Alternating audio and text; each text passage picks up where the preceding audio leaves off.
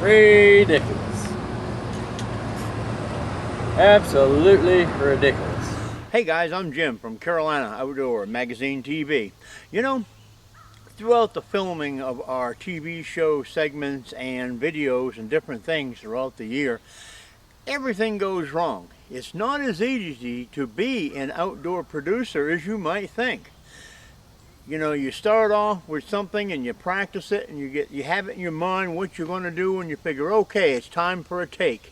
Sometimes it might take one take, sometimes it might take 10 different takes. And I'm going to tell you, I am not perfect, and I'm probably the worst one for making mistakes on a camera, as you're going to see. But over the past several years, we've collected a variety of different outtakes we thought you would enjoy watching. Now, this first outtake is where several years ago we were fishing on Santee Cooper Lake, and we happened to be filming a catfish show. It was really hot that day, and I happened to catch a monster catfish. And I reached over off the console of the boat to grab my pliers, and when I did, I thought I'd do something really cool on camera and throw them in the air and spin them a little bit, then just go ahead and take the hook out of the catfish. Well, I want you to watch and see what happens when I think I'm Mr. Cool. Scene one, Apple, take one. Right there. Yeah, we got a little one. Yeah, we got a real little one. Finally broke that. Well, there's another one. He's not very big, but he's not very big, but we'll take him right now.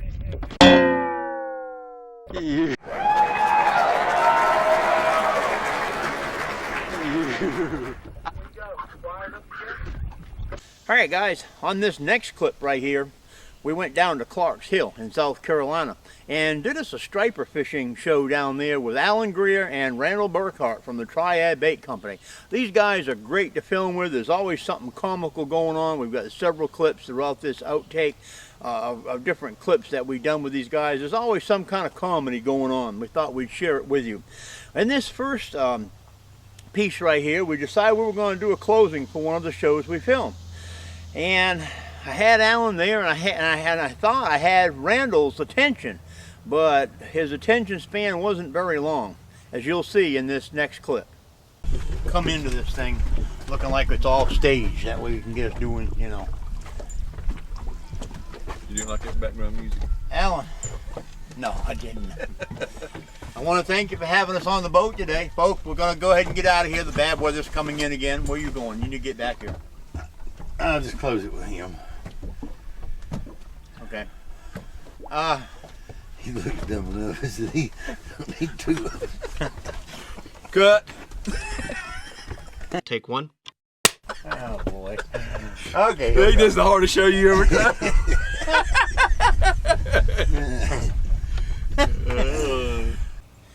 All right, and now for another Triad Bait mishap out on the boat on Clark's Hill.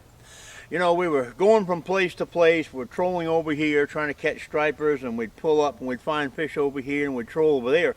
So going back and forth, you know, you just normally put your poles in your rod holders a lot of times, and you don't, you know, put them up for transport. So what happened was, you know, Randall said, well, we put the net up on top of the canopy. Oh, it'll be all right, he says. It'll be okay. Well, it was pretty rough that day and a little bit windy, and like I said, it was kind of choppy on the water. And we kept telling Randall, don't you think we should take that net down off the canopy? Don't you think we should take that net down off the canopy? Well, of course not. The captain knows best. You don't argue with the captain on the boat. So we let it stay up on top of the canopy. This is what happened next.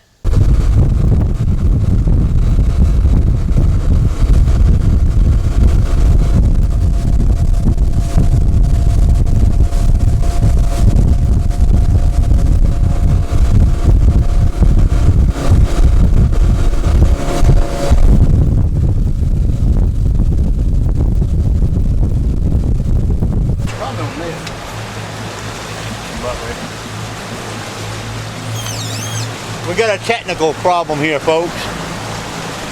Technical issue. Oh, we got the clamp and everything. Just in case about $9. we catch a big one, we want to make darn sure we have the net on the boat. You know what? And how long have we been after him to take down that net while we've been moving, right? We knew sooner or later that was going to happen, but no! The captain knows best.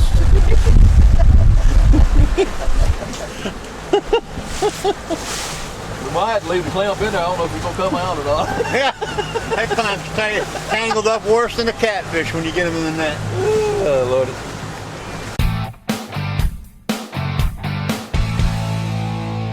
Take one. With Jason Barnett from Barnett's Guide Service on Lake Murray. And with me on the boat hosting is going to be pro staff member and Caleb Rice, and co-hosting me on Scene one, Apple, take two. and co-hosting me, guys, on the boat. Scene one, Apple, take two.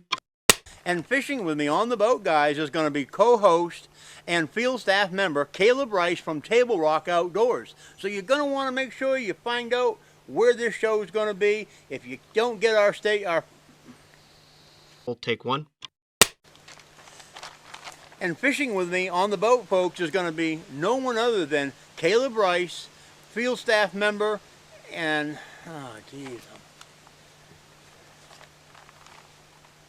Take two. with me on the boat. Take two. And fishing with me on the boat Wednesday night, folks, is going to be it's fishing with me on the boat, folks. Take two. Fishing with me on the boat, folks, is going to be co-host Caleb Take two.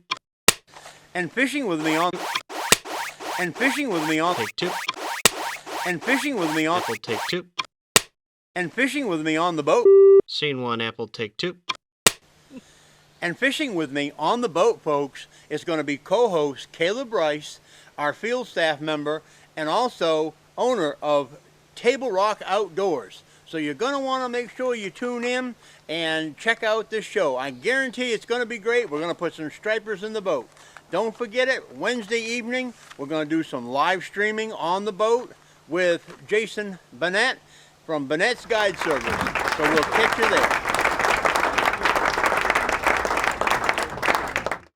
Okay, guys, this next clip is one that we had filmed on Clark's Hill also, and it was with Randall Burkhart from Triad Bait Company. We had a chance to go down April when the stripers were just coming off from the spawn and do a little fishing. Well, striper fishing wasn't that great, and we decided, we're just going to catch, a mixed bag of whatever we could catch. And we'd come across this one area and hooked onto a fish and hauled him for quite a ways. These rods were, you could tell if you had a fish on them if they were stripers, but if you had anything smaller, 2.5 pounds, you wouldn't really know it unless you were really watching good. So what happened was Randall's reeling this fish in and we weren't really paying attention, and we don't like to have folks that smoke on camera, okay? We just don't promote that, okay? So, we weren't paying attention, we're reeling it on. And if you're watching this next clip, you'll see why we call this fish here Holy Smokes. On there it is. That's a fish on there.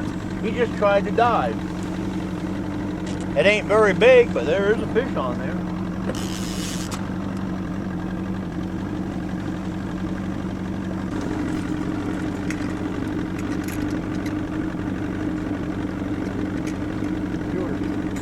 Yeah, there's a fish on there. Here you go. Here you go.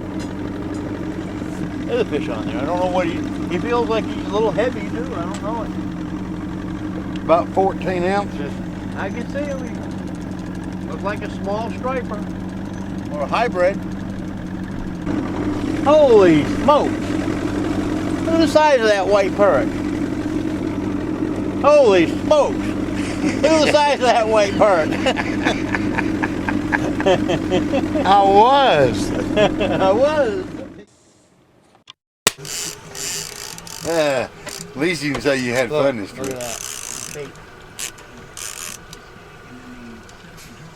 Alan, I want to take just a minute and talk to you a little bit about Triad Bait Company. How did you get started? I mean, what you have another job. Randall doesn't have a job.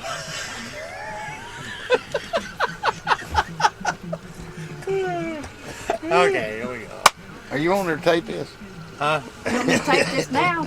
Oh, you want to tape it now? Okay. That was just That was blooper number one. You know, one thing, like I said, going out with the guys from the Triad Bait Company, there's always something exciting happen on the boat. Especially when you get Alan and you get Randall together.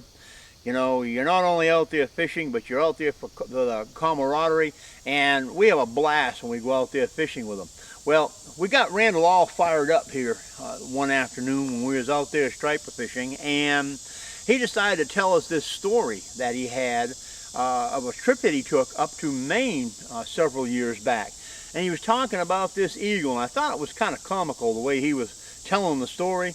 Randall has kind of a comical way of telling stories, and I thought you'd probably enjoy this. So take a look at this next clip where Randall's talking about this big eagle up in the state of Maine. Don't realize, like eagles here, they ain't squat compared to up there, where you from. No, you're right. Them bad boys, now I'm gonna tell you something. I went up there to Maine back years ago in '95. I met a girl on a cruise. I thought I'd fly up and spend a week with her, you know. And You're a real debonair back then. anyway, I went up. What'd you say? Debonair. Debonair. That's a lady's name. Well, I went up there and, are you filming this? Went up there and We filming this? Yeah, we want to get this. we're going on up camera. 95, and you know, up there, you know, they got the power poles are like 4 poles set square, and they got big old 6x6s and 4x6s tying them together. And I noticed one of them had a great big old nest looking thing. I said, what is Build them on the that? power pole. Yeah. I said, what is that? She said, an eagle's nest. I said, the heck does an eagle need a nest that size for? And I mean, you could see it. It wasn't but about 200 yards off the road, and that was back when I was younger. I could see good. And they were sticks up there as big as my arm, 4 or 5 foot long, you know. Unreal. I got to have a picture of that. She said, well, you're not supposed to stop on 95. I said, hey, it won't take me but a minute to scale that fence, and I'll run out there and I'll snap a picture and I'll be back. Well, I did. I jumped out of the car. I run out there. I cleared that old fence. Boy, I'm hoofing it out through there, and all of a sudden, you know, I look up there toward the nest as I was running. That old big old golden eagle stood up on the side of that nest Come on, you want a piece of me? and hollered one time. I stopped so fast my feet slid. And I looked. I never did get a picture. I got out of it. When that sucker hollered, you know, you remember back when you watched Mutual of Omaha on television? And that eagle hollered, you hear that eagle Put holler? a chill up and down you. Yeah, well, you know, I didn't know they could be heard for 5 miles. I got news for you. At about 125 yards, Real shrill. it's almost deafening. And I don't know whose hair stood up the worst, mine or his. Yeah. But I'm going to tell you one thing. A little bit. You thought I ran out You there couldn't to get up that. that pole, but he don't know that. You were just getting too close. And for I ain't so dang sure. He may not have been able to pick me up and carry me off, but I'm going to say them talons could have made about 2-inch gashes in my back. Dude, I'm going to tell you what. I did not. Talons put a dig. I had a quail come out of the quail pen Yeah. back here last week. I was grabbing a couple for a customer and planting them. Yeah. And that quail, he'd come down from someplace and he'd just come across me right here with his darn claws and scratch the heck out of me. Yeah. Yeah, I can imagine that eagle. But if you think I run out there to that nest to get that picture quick, you ought to see me come back. All right, everybody. We hope you enjoyed this short little outtake clip that we have of some of the bloopers and some of the things that go on while we're out filming a TV show. Now, this isn't our whole collection. We're going to continue on putting some up, maybe once a month or something like that, throughout the year of different things that happen while we're out filming, and we're going to put them up for your enjoyment. So I have one last clip I'm going to leave you with here, and that'll end it for this segment. So like always, I'm Jim from Carolina Outdoor Magazine TV. We'll catch you somewhere next time in the great outdoors when we do it all again. Check this one out. I think it's going to be hard to make a show with one fish. Got the microphone on? The microphone turned on? You can get a picture of me loading. Ridiculous. Absolutely ridiculous. You know, at least it's a